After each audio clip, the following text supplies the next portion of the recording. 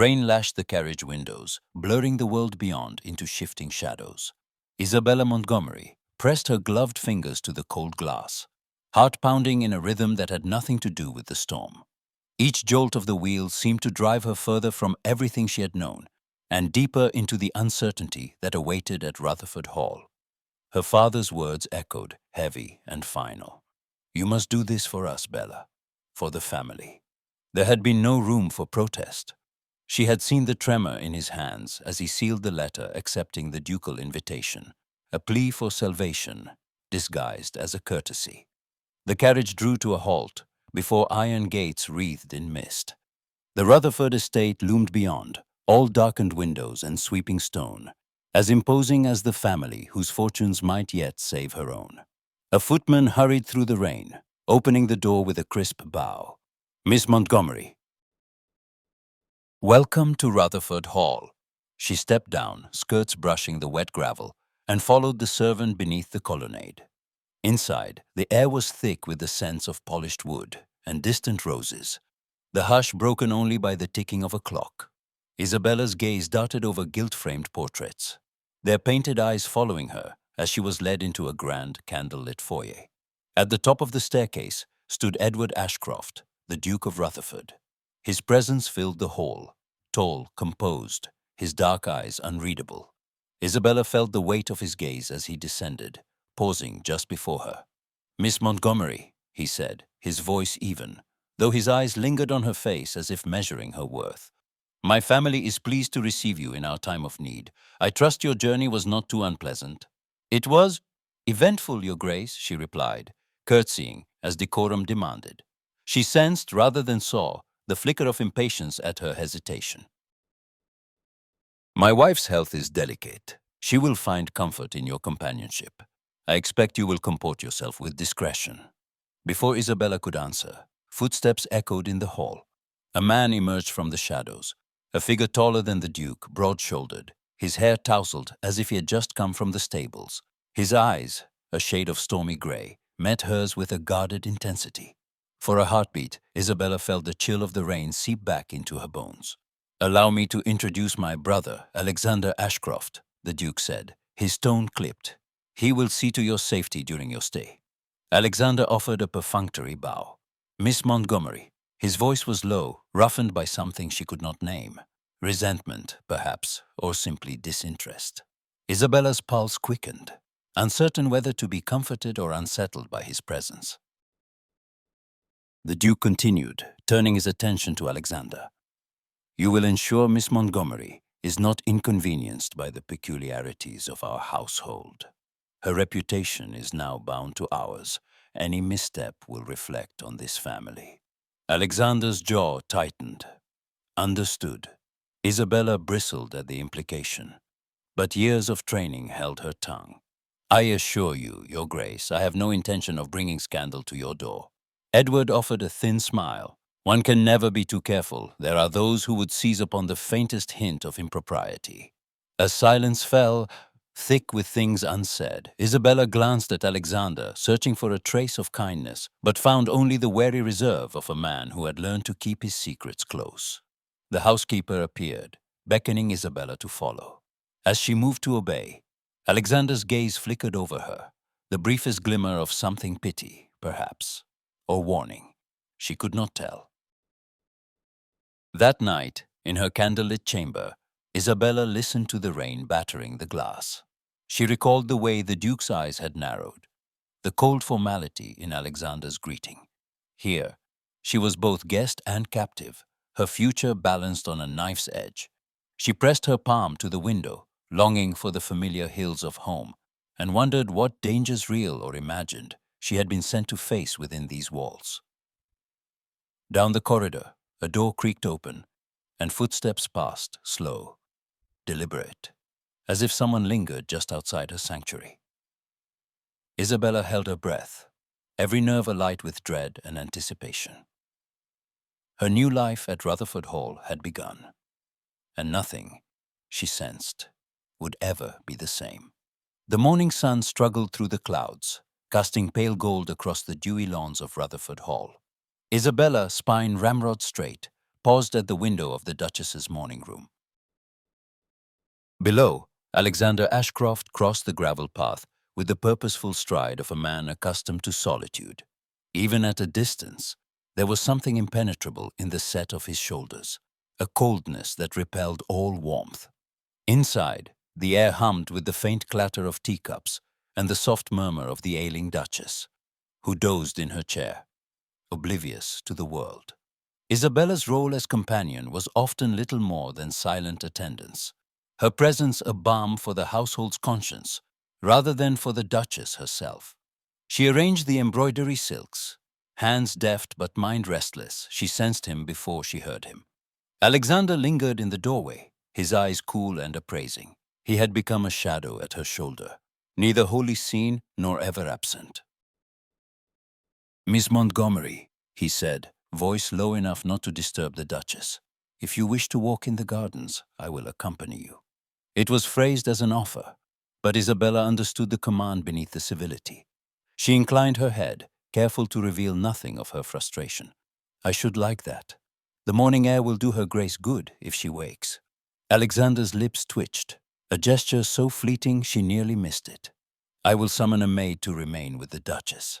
They walked in silence at first, gravel crunching beneath their feet. Isabella longed for the freedom of unaccompanied movement, for the chance to lose herself among the roses without the constant, watchful presence of her so-called guardian. Yet Alexander's nearness was not the oppressive weight she had feared. It was more like a chill wind that made her aware of every inch of exposed skin. She stopped at the edge of a wild rose bower, fingertips brushing the fragile petals. "Is it truly necessary that I never leave your sight, Mr. Ashcroft?" He stiffened. "It is my brother's wish, Miss Montgomery." She turned to face him, searching for any sign of softness behind his reserve. "But is it yours?" A muscle flickered in his jaw. "I do not have the luxury of wishes." His words, spoken with quiet bitterness, hung between them. Isabella felt the urge to press further, to peel back the layers of ice, but a pair of housemaids rounded the path, giggling behind their aprons. Their eyes flickered to Isabella and Alexander, then away, lips pursed in the universal language of gossip. The whispers had already begun. Isabella could feel them, slippery, insidious things that clung to her hem and shadowed her steps. The arrival of a gently bred young woman in a household ruled by men was enough to stir suspicion. The Duke's insistence on her protection only fanned the flames. After luncheon, the drawing room filled with the scent of beeswax and the rustle of silks as Lady Fenwick, the local baroness, called for tea. Her eyes, sharp as a bird's, swept Isabella from head to toe. "You must find the country air invigorating, Miss Montgomery," she said, voice honeyed but edged with steel. "How fortunate you are to be under the Duke's personal care." Isabella forced a smile. "His Grace and her Grace have been most generous."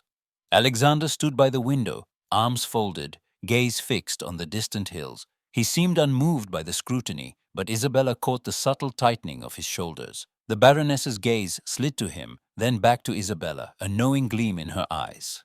"Such a responsible young man, Mr. Ashcroft. It is rare, is it not, for a gentleman to take such an interest in the welfare of a lady not his kin?" Isabella's cheeks flamed, but she held her composure. "Mr. Ashcroft is simply fulfilling his duty to his brother and this household." The Baroness's lips curved. "Indeed, duty is such a heavy burden, especially for one so recently returned to society." The room grew colder. Alexander's jaw clenched, and for a heartbeat, Isabella saw the shadow that lingered behind his careful facade, a pain, raw and unhealed, flickering in his eyes. She could not help herself. She wanted to know what haunted him. As the Baroness left, Isabella risked a glance at Alexander. "You needn't remain if it displeases you," she said softly, so only he could hear. He met her gaze, and for the first time, there was a crack in his armor. "You misunderstand, Miss Montgomery. It is not you who displeases me." Before she could reply, the Duke entered, his presence turning the room brittle with formality. Edward's eyes swept over them, missing nothing. "I trust all is well?" he inquired, tone deceptively light. "Perfectly, Your Grace," Isabella replied, her voice steady. Alexander bowed his head, silent. Edward's gaze lingered on his brother, then on Isabella. "I'm pleased to see you both attending to your responsibilities. It is of the utmost importance that the household remains above reproach. You will both remember that, I trust." There was steel beneath the words, and Isabella's heart thudded with apprehension. She nodded, and Alexander murmured assent, but the tension in the room did not ease. Later, alone in the library, Isabella traced the spines of leather-bound volumes, her mind turning over the Baroness's pointed words and the Duke's veiled warnings. She was a guest, yet more prisoner than friend, her every move watched, her every word measured. A footstep sounded behind her. She turned to find Alexander in the doorway, his expression shadowed. "Are you always so diligent, Mr. Ashcroft?" she asked, her tone light, but her meaning earnest. He hesitated, then stepped inside, letting the door click softly behind him. "Diligence is all I have left." She faced him, willing him to meet her eyes. "Why do you let them speak of you so? Why do you let them believe you are nothing but your past mistake?" He stared at her, as if seeing her for the first time. "Because," he said quietly, "it is easier to bear their scorn than to hope for their forgiveness." Her heart twisted. "You are not as cold as you pretend." He looked away, jaw tight. "You do not know me, Miss Montgomery. You do not know what I have done." She stepped closer, emboldened by the pain she saw in him. "Then tell me." He shook his head, retreating behind the safety of silence. "It is better if you do not ask." A tremor ran through her. She realized then that his sadness was not a shield, but a wound, one he carried alone. She wanted, suddenly and fiercely, to reach for him, to offer him the kindness that no one else had. A knock sounded at the door. The housekeeper entered, eyes darting between them. "Miss Montgomery, the Duchess requests your company." Isabella curtsied, her gaze lingering on Alexander. "Thank you, Mr. Ashcroft." He bowed, but as she left, she felt his eyes on her, a silent plea or perhaps a warning. That evening, as candlelight flickered across the paneled walls, Isabella sat by the Duchess's bedside, her mind awhirl with questions. What secret had driven Alexander into exile from polite society? Why did the Duke watch them both so closely? And why, in spite of everything, did her heart ache for the man who guarded her with such reluctant devotion? Outside, thunder rumbled on the horizon, and Isabella knew with sudden clarity that the real storm had only just begun. Music and laughter spilled from the ballroom, filling the air with a feverish energy that made Isabella's heart race. Rutherford Hall was ablaze with light, the great chandeliers scattering diamonds across polished floors. The crush of silk and satin, a living, breathing tapestry of English society. Isabella stood at the edge of the throng, her hands clasped tightly, aware of every gaze that slid over her, every whisper that curled like smoke in her wake. It was her first true ball at the Hall, ostensibly a celebration of the Duchess's birthday, but in truth a parade of alliances and rivalries. The ducal family's fortune was a matter of speculation, and Isabella's presence, as the impoverished daughter of a country squire, was a puzzle the guests could not resist. She tried to breathe, to focus on the waltz that swept the dancers past, but a knot of young ladies had gathered nearby, their voices pitched just high enough to carry. "I hear the Montgomerys lost everything at the card tables. They say her dowry would barely cover a new set of drapes," one simpered. "And yet she is so very close to the Ashcrofts," another added, feigning innocence. "One wonders what charms she possesses to be so indispensable." The laughter that followed stung more than Isabella cared to admit. She turned away, cheeks burning, but the words lingered, poisonous and persistent. Before she could retreat, Lord Compton, a notorious gossip, sidled up, a glass of champagne dangling from his fingers. His smile was all teeth. "Miss Montgomery, I have yet to congratulate you on securing such attentive chaperones. Most young ladies would be grateful for so much masculine devotion." The implication was clear, and a hush fell around them as more guests turned to listen. Isabella's composure threatened to crack, but before she could respond, Alexander's voice sliced through the silence. Lord Compton, I believe your conversation is unworthy of a gentleman. Alexander's eyes were storm-dark, his stance rigid with barely contained fury. Miss Montgomery is under this family's protection. I advise you to remember your manners. A ripple of shock traveled through the crowd. Lord Compton's smirk faltered, but he recovered quickly, offering an exaggerated bow. Of course, Mr. Ashcroft, one would never wish to offend such sensitivities. The tension was palpable. Alexander's gaze met Isabella's, a silent question. Are you all right? Before he stepped between her and the gathering onlookers. Come, he said quietly. You need not endure their venom. She let him lead her from the ballroom, heart pounding with mingled humiliation and gratitude. As they entered a dimly lit corridor, she halted, struggling to steady her breath. You should not have intervened, she whispered, voice trembling. Now they will talk even more. They would have talked regardless, Alexander replied, voice rough with anger. Let them. Their opinion means nothing compared to your dignity. A flicker of something softer passed between them.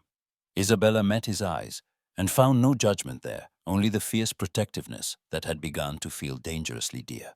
Their moment was interrupted by the arrival of the Duke. Edward's expression was inscrutable, but his eyes, sharp and cold, flicked from Isabella to his brother. Isabella, I trust you are unharmed, he asked, voice smooth but underlain with tension. I am well, Your Grace, she replied, the formality between them suddenly immense. Edward's gaze lingered on Alexander, suspicion barely veiled. You are ever the gallant brother. I trust your devotion is not misplaced. Alexander bristled, but replied evenly. I simply defend what is right. The Duke's lips thinned.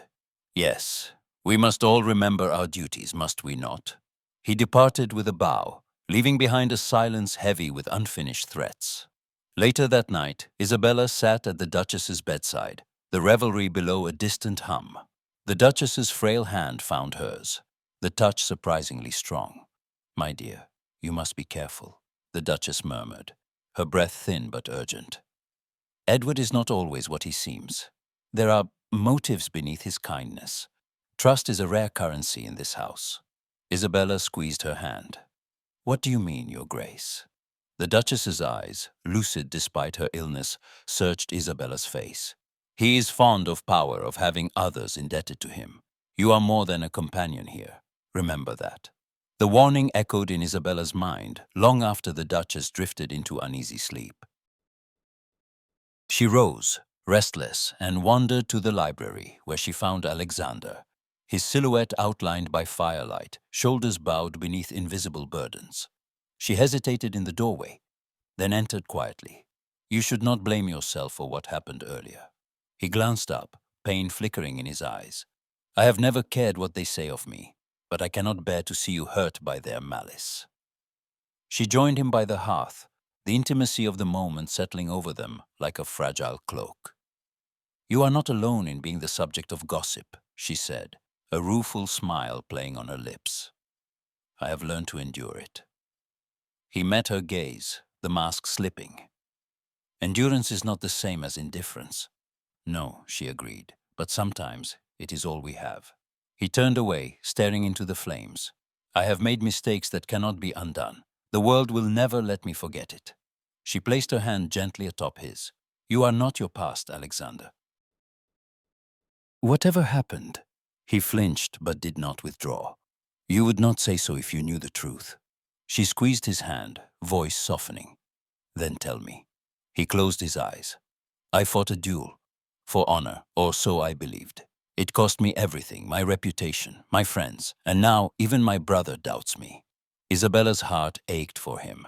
Your brother is not the only one whose trust matters, she whispered. A silence stretched between them, filled only by the crackle of the fire and the weight of what remained unsaid. For the first time, Alexander seemed to let down his guard, his fingers brushing hers in a tentative, unspoken thank you. Their fragile understanding grew in the days that followed. Forced together by duty and circumstance, Isabella and Alexander began to share confidences, quiet conversations, in the shadowed corners of the hall. stolen glances across crowded rooms, the comfort of shared silences. Yet the Duke watched them both with increasing suspicion, his temper short, his gaze possessive. Isabella felt the pressure mounting, the sense that she was caught in a web she could not see. One afternoon, as they walked together in the walled garden, Alexander paused, his voice strained. Edward is not pleased by our association. She searched his face, her own heart tightening. Are you afraid of him? He hesitated. I am afraid for you. Before Isabella could answer, the Duke's voice rang out from the terrace, sharp as a blade. Miss Montgomery, a word, if you please.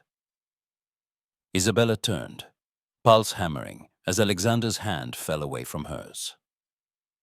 She walked toward the Duke, uncertain what accusation or demand awaited her, but certain of one thing. The ties binding her to this house and to Alexander had grown more complicated and more dangerous than ever before. Inside Rutherford Hall, the music had faded, but the tension thrummed on. As Isabella faced the Duke, she knew that the games of loyalty, jealousy, and hidden motives had only just begun. A cold wind swept across the lawns of Rutherford Hall, rattling the bare branches and sending a shiver through Isabella Montgomery as she stood at her chamber window. The world below seemed distant, veiled by a gray sky and the weight of mounting tension. Letters arrived with alarming regularity now, their seals broken by trembling hands and their contents whispered behind closed doors. It was no longer just the idle gossip of bored aristocrats. The rumors had reached her father. She read the latest missive by the pale light of morning, her fingers tightening on the fragile page as she scanned the familiar script. My dearest Isabella, I have heard troubling things. The Ashcroft name is powerful, but not invincible. If there is any truth to what is being said, for your sake and that of our family, I beg you, remember your place and your dignity. Your loving father. The words burned into her mind, each line a knot of guilt and dread. A scandal, even an unproven one, could destroy them both. The air in her room felt thin, as if she were being pressed from all sides. Downstairs, the hallways were alive with hushed conversations and darting glances. Isabella moved through them as if in a dream, her smile brittle, her composure held together by sheer will. The Duchess grew weaker each day, her mind sharp but her body betraying her, while the Duke's temper became unpredictable, his gaze quick to harden at the faintest hint of impropriety. Yet it was Alexander's presence that unsettled her most. Since the night of the ball, their interactions had become careful, almost formal. The memory of shared confidences and that electric, unspoken understanding haunting every encounter. She tried to keep her distance, to shield herself from the storm brewing both inside and outside the house. But the very act of avoidance seemed only to draw them closer. On the second morning after her father's letter arrived, Isabella found herself in the conservatory, surrounded by the heady scent of hothouse roses. Alexander entered, his footsteps echoing on the marble tiles. She stiffened. "Good morning, Mr. Ashcroft." He inclined his head. "Miss Montgomery, you are up early." "I could not sleep." His eyes, shadowed by fatigue, softened. "Nor I." A silence stretched between them, filled only by the flutter of petals and the distant call of a blackbird. Isabella tried to busy herself with the flowers, but her hands trembled. "You need not worry," Alexander said quietly. "The rumors will fade." She forced a smile. "You cannot know that." He hesitated, as if weighing his words. "I do know what it is to be at the mercy of others' judgment." She looked away, the memory of his confession burning in her chest. "I wish I were as strong as you believe me to be." He reached out but stopped himself, his hand falling to his side. Strength is not always a choice. Before Isabella could respond, the sound of footsteps interrupted them. The Duke entered, his expression carved in stone. "Isabella, a word." She followed him from the conservatory, her heart pounding. In his study, Edward gestured for her to sit. He remained standing, hands clasped behind his back. "You have heard from your father, I presume?" She nodded, unable to meet his gaze. He is concerned for your reputation, as am I. I trust you have not forgotten the terms of your stay here. No, Your Grace. He studied her, the silence oppressive. I must insist that you avoid any further misunderstandings, for your sake and for ours. She rose, curtsying. I understand. As she left, she caught a glimpse of Alexander outside the door, his jaw set, eyes blazing with anger. He strode past her and entered the study without knocking. The door closed sharply behind him. Inside, Alexander confronted his brother, his voice low but edged with steel. Why must you persist in treating Isabella as a pawn in your schemes? Edward's response was measured, cold.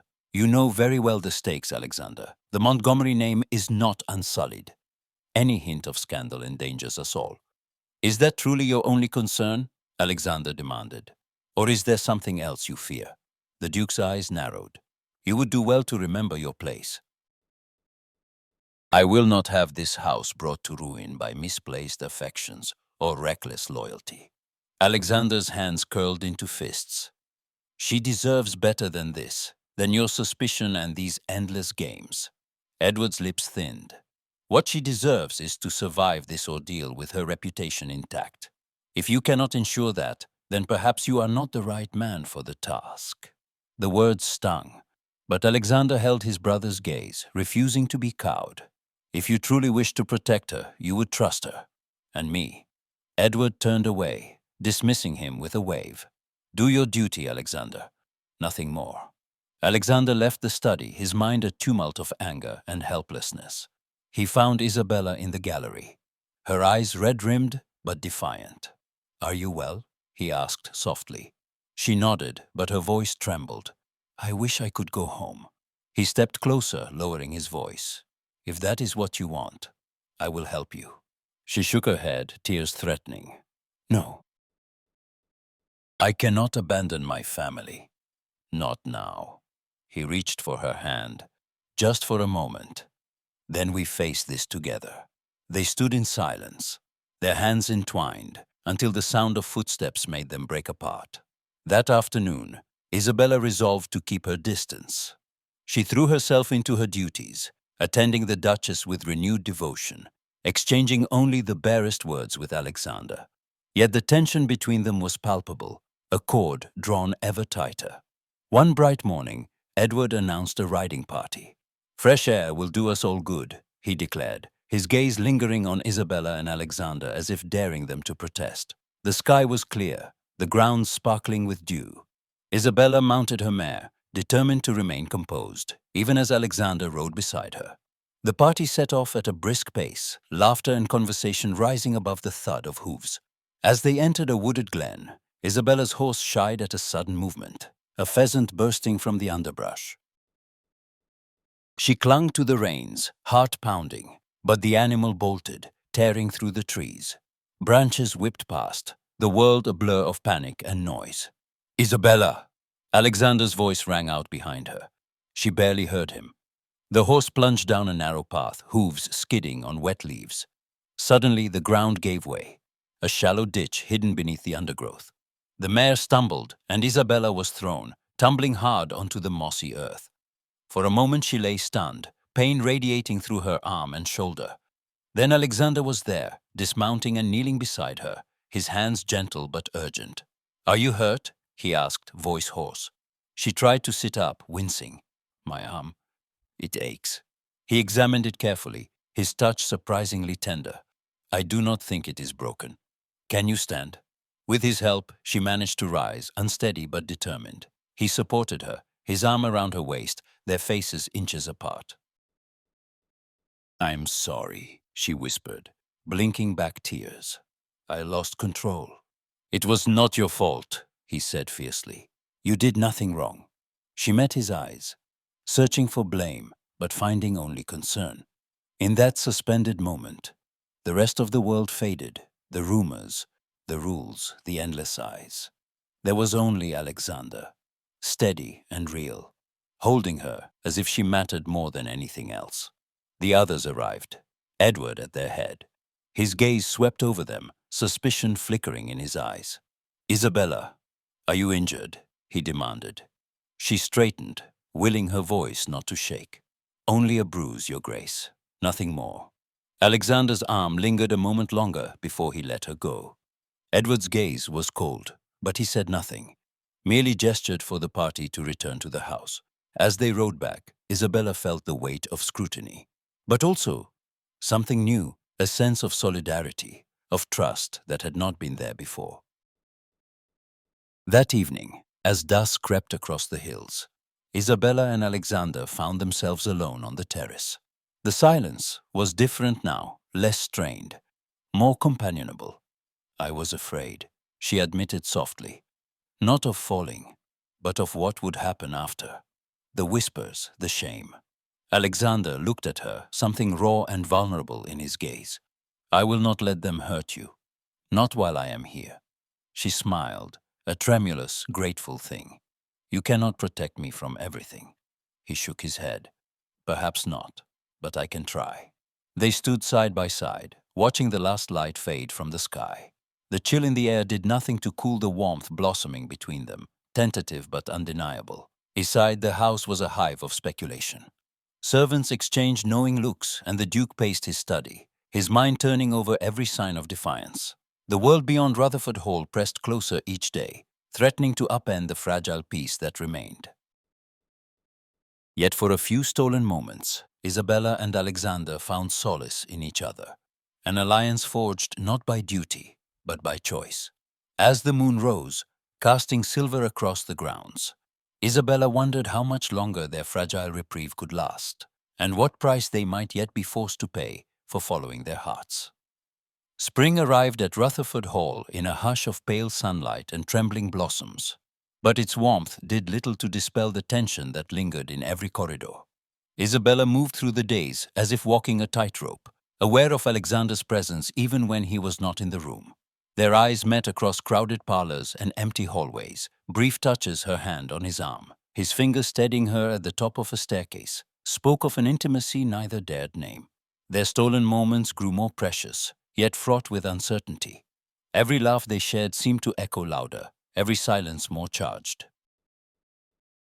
Isabella sometimes caught herself smiling at nothing, only to remember where she was and the cost of what she was feeling. Alexander, too, was changed. He had grown quieter, his brooding softened by something like hope, yet shadowed always by a wariness that was impossible to shake. The ducal household felt their shifting closeness as keenly as they did. Servants watched, eyes averted, but ears keen. The noble guests who still called at the hall traded glances and half-phrases, their curiosity as sharp as knives. And always the Duke's gaze followed them, cool and unyielding. One afternoon, Isabella and Alexander found themselves alone in the library. A storm battered the windows, and the fire cast flickering shadows across the walls lined with generations of Ashcroft history. Isabella traced her fingers along the spines of books, struggling to keep her voice steady. "Do you ever regret it?" she asked quietly. Alexander looked up from his chair. "Regret what?" "Staying. Enduring their judgment. For the sake of duty." He hesitated, searching her face. "Sometimes I think I have grown so accustomed to regret, I would not know how to live without it." She smiled, a sad, understanding thing.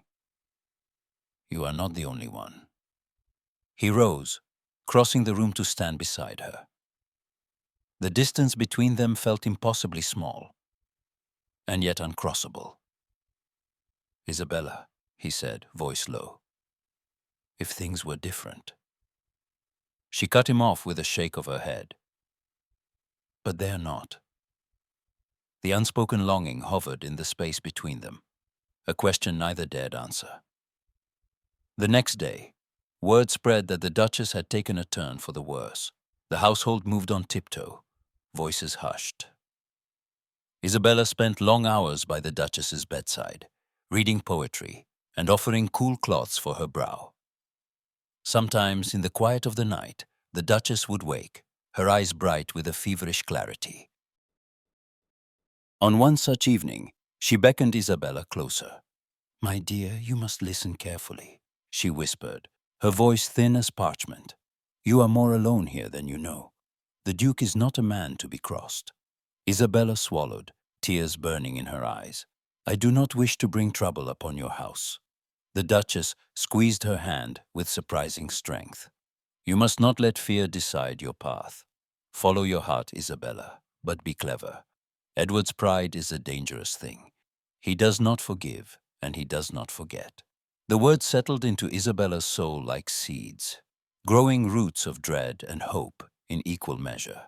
Days passed, each one drawing Isabella and Alexander closer together, even as they tried to resist. They met on the terrace beneath the budding wisteria, their conversations more honest than either had ever dared. I feel as if I'm living someone else's life, Isabella admitted one afternoon, as if at any moment I might wake and find it gone. Alexander watched her, pain flickering in his eyes. I wish I could promise you safety or happiness, but I am not sure I can give you either. She touched his hand, bold for once. Sometimes I think happiness is nothing more than the courage to reach for it. He caught her fingers, holding them tightly. You are braver than you know. Their connection deepened, fragile and undeniable, even as the walls around them closed in. Edward, sensing the change, became more exacting, summoning Alexander to his study late at night. It was there, behind the locked door, that his anger boiled over. You forget yourself, Alexander, the Duke spat, his tone icy.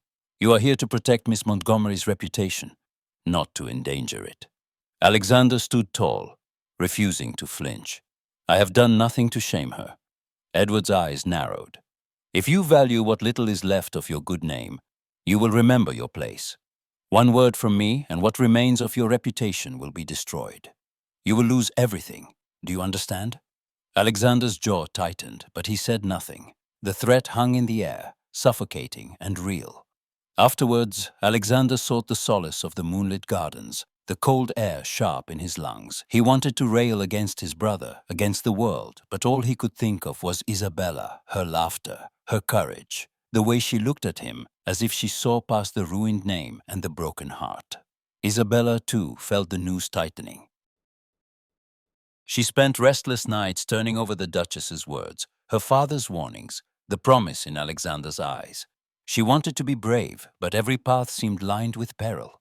It was the Duchess, in another rare moment of clarity, who pressed Isabella's hand and murmured, Do not let him decide for you, child, but take care, Edward's house is not a safe haven for love. Those words echoed through Isabella's mind as she watched Alexander from across the breakfast table, as she passed him in the corridor, as they shared a silent moment in the chapel, while candles flickered and hope seemed both nearer and further than ever. The storm inside the house mirrored the storm within their hearts. Every gesture, every word was weighed and watched. Yet in spite of the fear, the longing between Isabella and Alexander grew slowly, inexorably, into something neither could deny. One evening, as the sky blushed with twilight, Alexander found Isabella in the music room, her fingers drifting over the keys of the pianoforte. May I? He asked, and she nodded, sliding aside to make room for him on the bench. He played a simple melody, their hands brushing. She looked up at him, her heart in her eyes. For a moment, the world shrank to that quiet room, to the two of them. I'm afraid, she whispered. So am I, he replied, voice breaking. But I would rather be afraid with you than safe without you. She smiled through her tears, and for the first time let herself hope. Yet even as hope blossomed, danger lurked in every shadowed corner. The Duke's threats, the Duchess's warnings, the ever-watchful eyes of the household, all served as constant reminders that happiness, if it was to be found, would come at a price. As the last notes faded, Isabella and Alexander sat in silence, hands entwined, knowing that the future was uncertain, but that the bond between them had become impossible to ignore. In the stillness that followed, a door creaked open, and a servant's hurried footsteps approached. The world outside the music room called them back to duty, to caution, to the ever-present threat of discovery. But for a heartbeat longer, Isabella let herself believe in the possibility of love, and in the courage to seize it, whatever the cost. Dawn broke over Rutherford Hall with a hush so complete it seemed the world itself held its breath. Yet for Isabella, sleep had been a stranger. She wandered the halls with restless energy, the house's grandeur pressing upon her like a silent accusation. The day before had been a blur of tense silences and sidelong glances. The atmosphere inside the hall charged and brittle. The Duchess's labored breathing echoed in her memory, and Edward's cold, watchful eyes seemed to follow her wherever she went. It was Alexander who found her in the morning, lingering by the window overlooking the gardens. The world outside glimmered with the promise of spring, dew shining on every blade of grass, and the first roses unfurling in pale, trembling blooms. He approached quietly, his presence a balm, though she sensed his own turmoil simmering just beneath the surface. "Would you walk with me?" he asked, voice soft. She nodded, heart thundering.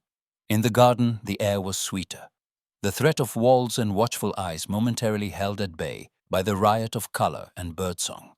They wandered beneath the bowers, silent at first, each step drawing them farther from the house and from the rules that governed their every word. Alexander stopped beneath a blooming hawthorn, its branches arching overhead like a cathedral ceiling. He turned to her, the gravity in his gaze making her breath catch. "I cannot pretend any longer," he said quietly. "Not with you." She held herself still, afraid that any movement might shatter the fragile peace. "Nor can I." He reached for her hands, gathering them in his. "Isabella, I have tried to deny it. I have tried to be what my brother demands, a guardian, nothing more. But I love you. I have loved you from the first moment I saw you, though I did not know it then." Tears sprang to her eyes, and she pressed his hands to her lips, trembling. "I love you, Alexander. I tried to push it away, for your sake, for my family's sake. But I cannot." He drew her into his arms, holding her as if he would never let go. The world seemed to shrink to the space between them, the warmth of his embrace, the steady beat of his heart beneath her cheek. She lifted her face to his, and he kissed her, hesitant at first, then with a fervor that made the garden spin. For a moment, there was only joy, the freedom of shared truth, the relief of no longer having to hide. But even as their laughter mingled with the rustle of leaves, fate was already moving against them. Neither saw the figure watching from the shadowed path, the keen-eyed footman, loyal to the Duke, who slipped away before they even parted. They lingered in the garden, speaking in low voices, confiding their hopes and fears. Isabella traced Alexander's jaw with gentle fingers. "What will become of us now?" He pressed his forehead to hers. "Whatever happens, I will not let you face it alone." A distant bell tolled from the house, and the spell was broken. Alexander pressed a final, lingering kiss to her brow. "We should return." They entered the hall to find its mood shifted, tense, expectant. The footman's eyes met Isabella's for a fleeting instant, unreadable. She felt a chill creep down her spine. Alexander's hand brushed hers in silent reassurance as they parted at the main stair. She had barely reached her chamber when a summons came. The Duke required her presence in his study. Fear knotted in her stomach. She crossed the corridor on trembling legs, every step echoing her dread. Edward stood by the window, back straight, hands clasped behind him. When he turned, his face was a mask of cold fury. "Sit, Miss Montgomery." She obeyed, fighting to steady her breath. He spoke without preamble. "You have disgraced this house. You have consorted with my brother in a manner that leaves no doubt as to your intentions." She lifted her chin, though her heart pounded. "We have done nothing to shame you, Your Grace. We spoke in the gardens." "You insult my intelligence," Edward snapped. "My servants saw you. The entire household will know by nightfall, if they do not already. Is that what you wished? To repay my hospitality with scandal?" Tears burned in her eyes, but she refused to look away. "I love your brother." "I cannot help it." "Love." He laughed, the sound brittle. "You mistake infatuation for love. You are a guest here, nothing more. Alexander has betrayed me, and you—" His voice dropped, venomous. "You will find that the world is not kind to women who forget their place." The door opened, and Alexander was ushered in by a silent footman. He stood tall, defiant, though Isabella saw the flicker of fear in his eyes. Edward rounded on him. "You have shamed this family. I trusted you to protect our name, and you repay me with treachery. Alexander's voice was calm, but resolute. I will not apologize for loving her. I have done nothing dishonorable. Edward's face flushed with rage. You have done nothing but bring ruin upon us. If you care for her at all, you will leave this house and never return. If you refuse, I will see your name dragged through every drawing room in London. I will see Isabella ruined, her family destitute. Do you understand me? Isabella sprang from her chair, desperation lending her courage. Please, your grace, do not punish Alexander for my sake. I beg you. Let us go. Let us find our own happiness, far from here. I will sign any paper, swear any oath you wish. Only let us be free. Edward's eyes were pitiless. You think you can barter with me? There is nothing you can offer. My honor will not be sullied by your foolishness. Alexander will leave this house by nightfall, and you, Miss Montgomery, will remain under my protection until I decide what is to be done with you. Alexander stepped forward, fists clenched. You cannot keep her here against her will. Edward's voice was a hiss. You are in no position to make demands. If you defy me, you will never see her again. I will see to it personally. A terrible silence fell. Isabella's tears slipped silently down her cheeks, but she forced herself to meet Edward's gaze. You are a hard man, your grace. I pity you. He turned away, as if her words had struck him. Take her to her rooms, he ordered the footman, and see that she does not leave. Alexander watched helplessly as Isabella was led away. Their eyes met for a final searing moment. Love, fear, and longing all tangled together before the doors closed between them. Back in her chamber, Isabella paced like a caged animal, rage and sorrow battling in her chest. She pressed her forehead to the cold glass of the window, searching for Alexander in the gardens below. The sky had clouded over, rain threatening on the horizon. Downstairs, Alexander faced his brother one last time. You will never win her gratitude by making her a prisoner, he said, voice shaking. Edward's reply was cold and final. I do not require her gratitude, only her obedience, and yours. Alexander left the study, his future uncertain, but his resolve hardening with every step. As dusk fell, Rutherford Hall seemed to tremble on the brink of disaster. Servants whispered behind closed doors. The Duchess drifted in fevered sleep, and Edward stalked the halls, a storm barely contained. Isabella sat alone, hands clasped in prayer, her heart aching with hope and dread. Somewhere in the house, Alexander prepared to leave, unless fate or courage intervened. The night pressed in, thick with secrets and longing, and the question that haunted every silent room. What would be the price of defying the iron will of the Duke? Rain lashed the windows of Rutherford Hall, turning the gardens into a haze of grey and green. The house, always imposing, now felt like a fortress, a place of secrets and silent watchfulness. Isabella's world had narrowed to a gilded cage, two small adjoining rooms, never unlocked, always watched by a pair of maids, who answered not to her but to the Duke. She was not permitted so much as a walk on the terrace without a servant trailing a step behind. If she reached for the door in the night, she found it barred. She moved through the days in a daze, fueled by anxiety and a brittle mounting fury. She sent desperate notes to the Duchess, now too weak to reply, and smuggled another, more urgent letter through a sympathetic housemaid. It was a plea to her father, words trembling on the page. Father, come at once. I am not safe here. I beg you to trust me and come before all is lost. The hours stretched into days. The household changed too. The servants who once smiled or offered quiet words now averted their eyes. Word of her disgrace seemed to spread with unnatural speed. The morning Isabella overheard a footman murmur, "Fallen woman in the corridor." She nearly collapsed with humiliation. Elsewhere in the house, Alexander was held in a locked chamber at the farthest end of the west wing, a part of Rutherford Hall, so rarely used that dust lay thick on the window ledges, and the air was stale with neglect. The door was bolted from the outside, and a guard, One of Edward's most loyal men was stationed in the corridor. The only light came from a narrow slit of window, and the only company was his own relentless thoughts. He paced the stone floor, rage and dread warring in his chest. He replayed the last moments with Isabella, her tearful plea, the Duke's pitiless decree, until he could bear it no longer.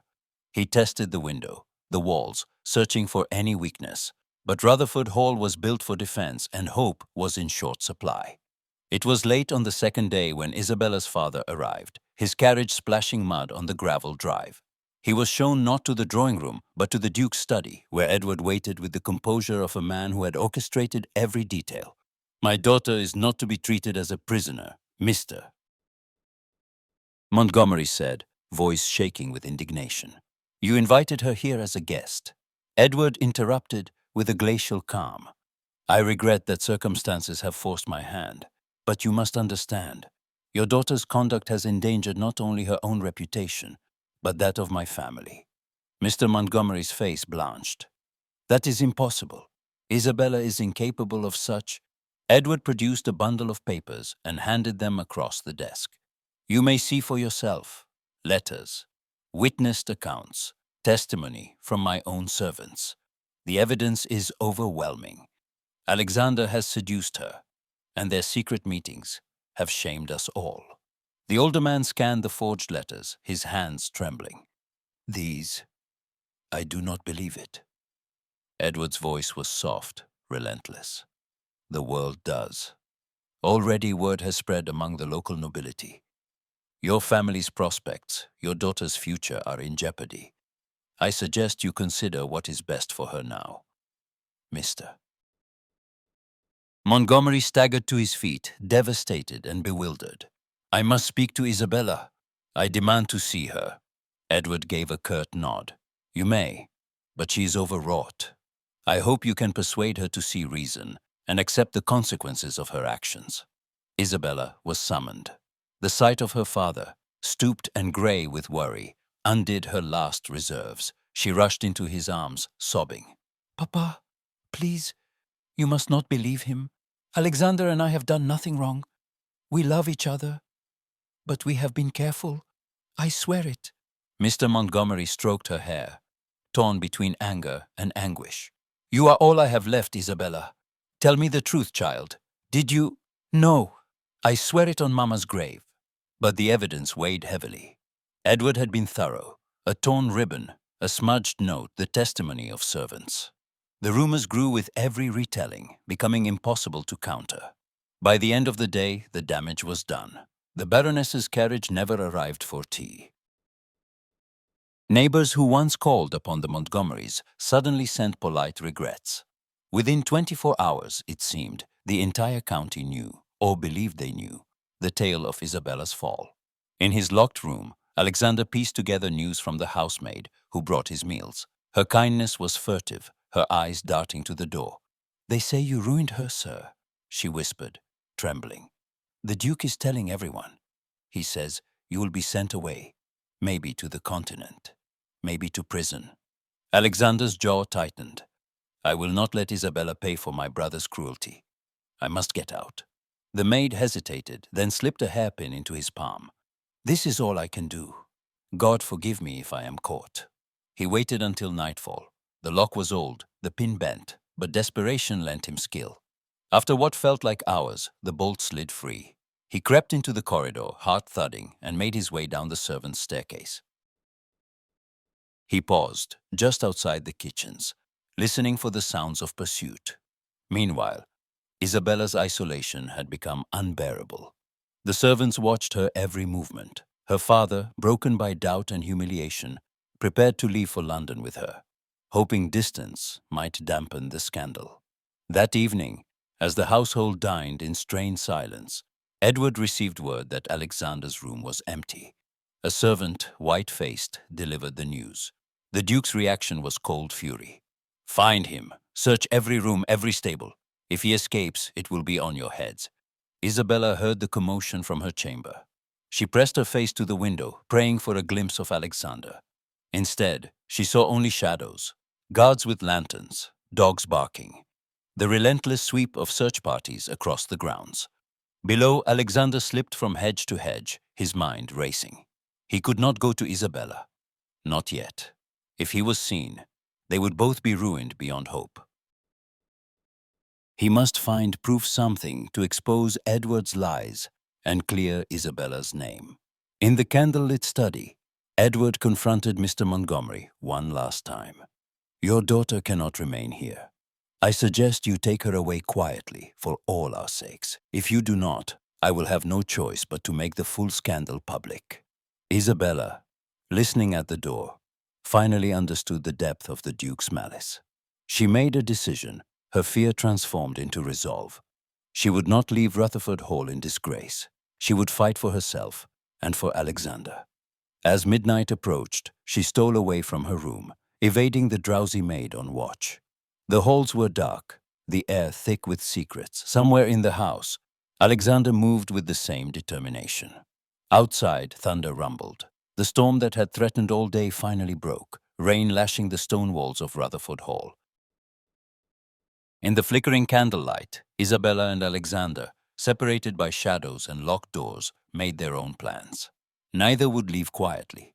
Neither would surrender to Edward's machinations. And as lightning split the sky, the battle for truth and for their future was only just beginning. Night had fallen thick and starless over Rutherford Hall, the storm's fury spent, but leaving the air charged and restless. In the shadows of the sick room, the Duchess's breathing rasped, her frail form nearly lost among the pillows. Yet her eyes, lucid and fierce, fixed on the trembling servant girl kneeling at her side. "You must do as I say," the Duchess whispered, her voice a thread of sound. "Find Mr. Ashcroft. There are still some in this house who will not betray me or him. Tell him the time has come." The girl nodded, heart pounding, and vanished into the labyrinth of corridors. Elsewhere, Alexander lay tense and sleepless on the dusty floor of his attic prison. The memory of Isabella's tear-stained face haunted him more than any threat from Edward. He pressed his ear to the floorboards, listening for the approach of his jailer, and instead heard the hurried, urgent tap of slippered feet. "Mr. Ashcroft," the servant girl whispered, her voice shaking. "The Duchess sent me. There's a way, the linen stair through the west passage. Go now, before the night patrol changes." Alexander did not hesitate. He pressed a coin into her hand, gratitude raw in his voice. "You risk much for us." "She said you would know what to do," the girl replied, eyes shining with hope and fear. He slipped into the corridor, shadows cloaking him as he darted from alcove to alcove. The west passage was deserted, the guards distracted by Edward's new orders to search the cellars. Alexander found the linen stair a forgotten, narrow twist behind the old scullery and descended into the kitchens. There, a loyal footman pressed a bundle into his arms, a cloak, a battered hat, bread wrapped in a handkerchief. "Godspeed, sir," the footman murmured, and Alexander was gone into the night. Meanwhile, Isabella sat rigid on the edge of her bed, the candle guttering low. The door had been left unlatched for the first time in days, an oversight, or a sign that Edward believed her spirit broken. She had overheard his ultimatum. She was to marry Lord Standish, a pompous cousin of the Duke, within the week. The humiliation was unbearable, the prospect of a lifetime bound to a stranger worse than ruin itself. Her father had pleaded with her to accept. "It is the only way to save us, Isabella. There is nothing left. Your name, our name, is already in tatters." She had pressed his hand, tears burning. "I will not do it, Papa. There must be another way."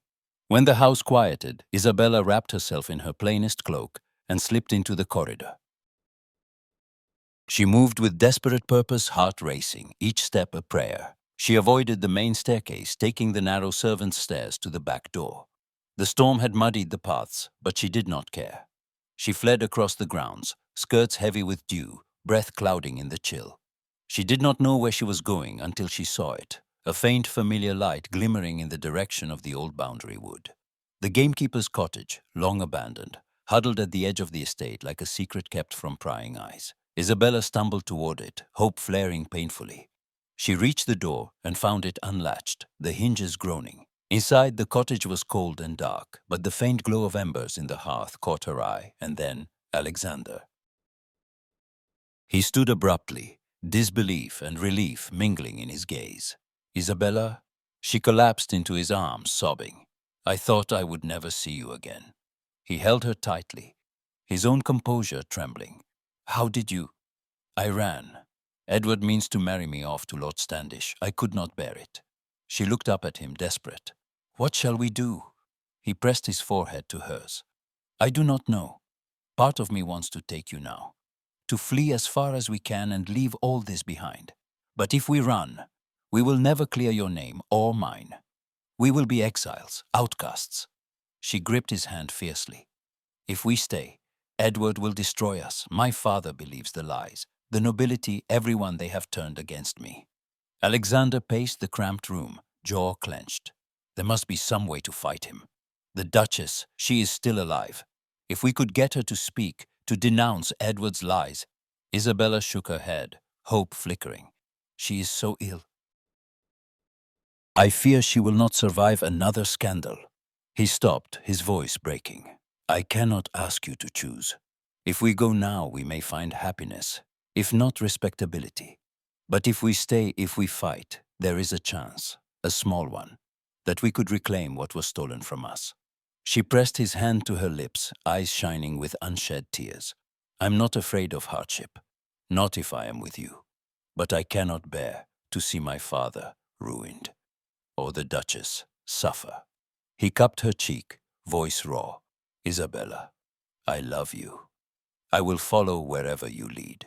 For a moment, they simply clung to one another, the wind rattling the window, the world outside lost to their embrace.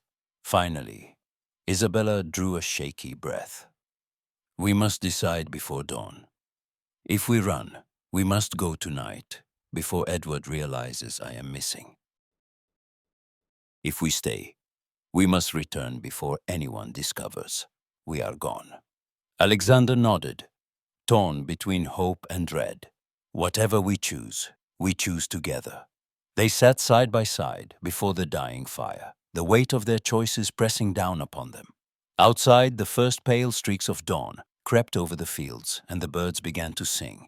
In that fragile light, Isabella and Alexander faced the crossroads of their fate, knowing that every path held danger, but that their love, at last, was a truth neither could deny. Lightning clawed at the morning sky above Rutherford Hall, and in its harsh, fleeting light, the ducal household stirred with a new, furious purpose. Edward paced the marble foyer, his face carved from cold rage, each footfall echoing his humiliation. The news of Isabella and Alexander's disappearance had spread through the manor like wildfire, stoked by fearful servants and spiteful whispers. The Duke's pride, already battered by months of scandal, now lay in tatters. Find them, he roared, voice reverberating up the grand staircase. Search every inch of the grounds, search the village, bring them to me, both of them. Footmen and grooms scattered into the storm, dogs unleashed at their heels. Edward's commands crackled with the promise of retribution, but beneath the fury ran a current of desperation. The family honor, the name he had protected with such ruthless devotion, was now the subject of every conversation from the village green to the halls of every neighboring estate. By midday, word of the couple's flight had reached the local nobility. Some reacted with horror, others with thinly veiled delight. At last, the proud house of Ashcroft was brought low. The scandal swept through drawing rooms and parlors, each retelling growing more salacious. But in the old Boundary Wood, Isabella and Alexander had already come to their decision. They would not run forever, not as fugitives haunted by Edward's shadow.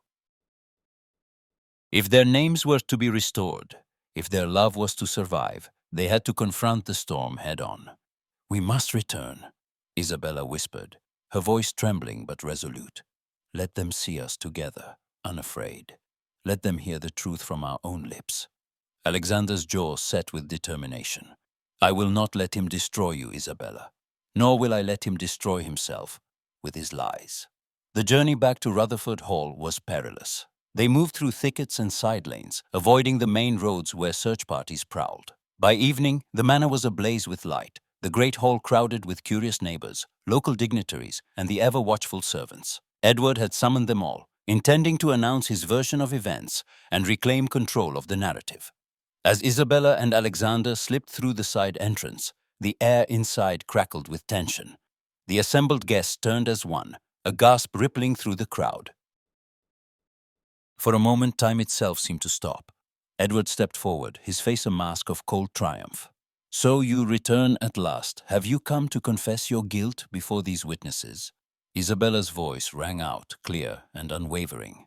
"We have come to tell the truth, Your Grace, to tell it to everyone." Alexander moved to her side, meeting Edward's glare without flinching. "You have lied, brother. You have forged letters, bribed servants, destroyed reputations to protect your own pride." The guests murmured, scandalized. Lady Fenwick, always quick to seize upon gossip, clutched her pearls. "What is this nonsense? The Duke would never stoop so low." But before Edward could answer, a new voice, frail but commanding, cut through the din. "He would, and he has." The crowd parted as the Duchess appeared, pale but upright, supported by a loyal maid. Her eyes were bright with fever and purpose. "Let her speak," Alexander said, his voice shaking. The Duchess drew a ragged breath. "It is time the truth was known. Edward, my husband, has acted not for honor, but for vengeance.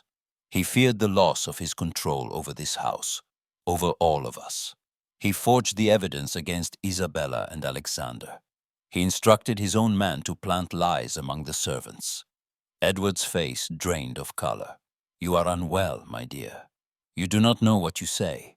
She fixed him with a look sharp as winter. "I know very well. I have watched you destroy your brother's name, ruin a blameless girl's reputation, all for the sake of your own pride. But I have protected Isabella, as best I could. She is innocent. And Alexander, whatever his past, has done nothing to shame this house." A stunned silence fell. The guests looked from Duchess to Duke, the tide of gossip shifting in the flicker of a candle. Lord Hensley, an old friend of the late Ashcroft patriarch, stepped forward.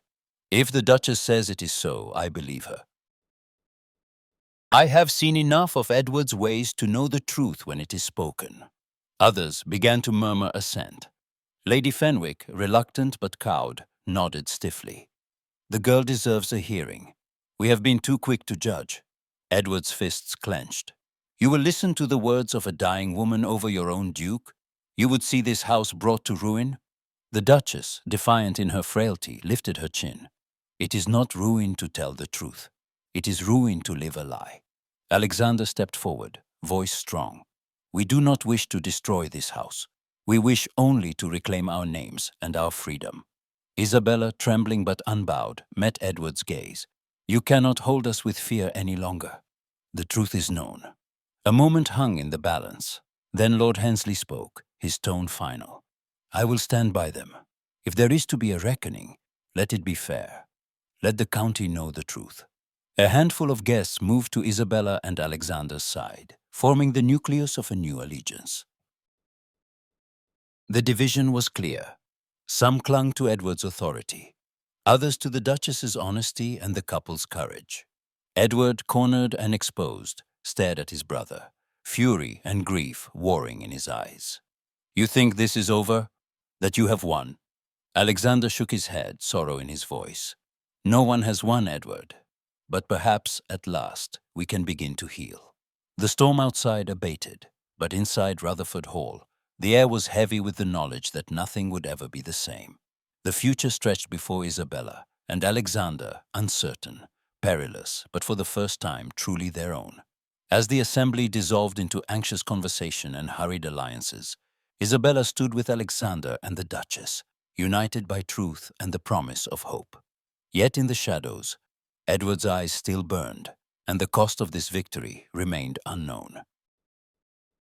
In the uneasy quiet that followed, Isabella wondered if love could ever truly triumph over pride, and what new challenges the morning would bring. Dawn crept softly over the rooftops of Rutherford Hall, gilding the rain-washed windows with a fragile golden light. In the hush that followed the storm, a sense of uneasy anticipation permeated the house. The events of the previous night, the public unmasking of the Duke, the Duchess's revelations, the rallying of new allies, seemed almost like the memory of a fevered dream. Yet as servants moved quietly through the corridors and the household awoke to a new order, it became clear that the world had shifted. Edward Ashcroft, once the unchallenged master of Rutherford, now found himself stripped of power. The Council of Local Peers, emboldened by the Duchess's testimony and Lord Hensley's insistence, demanded that Edward relinquish control of his estates and title, at least until an independent review could be completed. His pride, more wounded than his fortune, left him a shadow among the very walls he had ruled so ruthlessly. Alexander, summoned to the study that morning, found his brother seated by the window, staring out at the drenched lawns. Edward's features, usually so composed, bore the haggard lines of a man defeated by his own machinations. Alexander regarded him in silence for a moment. "You need not fear me, Edward. I do not wish to see you ruined only to be free of your bitterness." Edward's voice was hollow, bitter. "You have your freedom. The world will forget my sins before it forgets your scandal." Alexander shook his head. "Time may not heal everything, but it reveals the truth. I hope you find some peace, brother." Edward did not reply, and Alexander left him to the quiet of his own regrets. The days that followed were a whirlwind of change and cautious hope. The news of the Duke's disgrace and the Duchess's courage spread beyond the county, traveling swiftly on the lips of tradesmen, clergy, and visiting gentry. For every voice that condemned Edward's fall, there was another that praised Isabella's dignity and Alexander's steadfastness. The Montgomery name, once threatened with ruin, began to recover its standing, thanks in part to the testimony of those who had once shunned them. Yet, not all hearts were easily won. At assemblies and church services, Isabella felt the sting of cold glances and whispered doubts from the more rigid members of the local aristocracy. She endured these moments with the same quiet grace she had learned to wield at Rutherford Hall, her head held high, her hand often sought by Alexander's in silent support. One afternoon, as the household gathered in the sunlit drawing room, the Duchess called Isabella to her side. Her illness, though grave, had stabilized, and her eyes were bright with a resolve that age and suffering had only strengthened. "My dear," she said, taking Isabella's hands in her own, "I have seen much in my years, and I have known what it is to live in fear of another's pride. But you have shown a courage that many would envy. I bless your union with all my heart." Isabella felt tears prick at her eyes. "Your Grace, I cannot thank you enough. Without your kindness, your truth, I do not know where I would be." The Duchess smiled, brushing a strand of hair from Isabella's cheek. "You will face difficulties yet. There are those who will never accept what they do not understand. But if you and Alexander remain true to each other and to yourselves, there is nothing you cannot overcome." In the days that followed, preparations for a modest celebration began. Alexander, still wary of society's caprice, found solace in the support of the few who mattered most. He spent long hours walking the grounds with Isabella, talking of the future not as an impossible dream, but as a life to be built, brick by brick, truth by truth. One evening, as the sun dipped behind the hills and cast the gardens in a golden haze, Alexander paused beneath the ancient oak that had witnessed so many of their secret meetings. He took Isabella's hands, his voice trembling with emotion. "I have no grand fortune to offer you, Isabella, and no title worth the envy of others. But I promise you honesty and my heart for all the days I have left." She smiled, her own voice thick with feeling. "I have lived enough in fear and shadows, Alexander. I want only what we can build together, no matter how humble, so long as it is real." He kissed her then, the pledge sealed not by witnesses or titles, but by the shared hope in their eyes. The wedding, when it came, was simple and honest. The Duchess, seated in a place of honor, clasped their hands and pronounced her blessing. Isabella's father, now reconciled to the loss of old ambitions, shed silent tears of relief. Friends and allies gathered, and even some former critics, shamed by the truth, offered tentative congratulations. Still, not all wounds healed at once. There were those who whispered that Isabella's triumph was a victory over proper order, that Alexander's redemption was unearned, but the couple chose not to let the shadows of resentment dictate the terms of their happiness. In the quiet months that followed, Rutherford Hall was transformed. The gardens, once a place of secrets, became a haven for shared laughter and honest conversation. The ducal seat, administered now by a council, flourished under new transparency. Alexander and Isabella, though often tested by society's doubts, found strength in the life they built together, one founded on the very things that had once set them apart.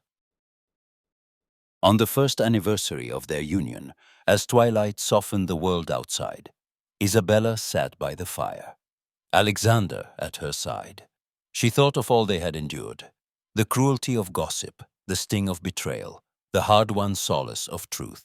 She looked at the man she loved, her heart swelling with gratitude. "We have come so far," she whispered. He squeezed her hand, his eyes warm and steady. "And there is so much more ahead. So long as we walk it together, I am content." The world beyond Rutherford Hall remained uncertain, but within its walls, trust and love had finally taken root. And as Isabella gazed out at the moonlit gardens, she knew that whatever trials might come, she and Alexander would face them side by side, unafraid.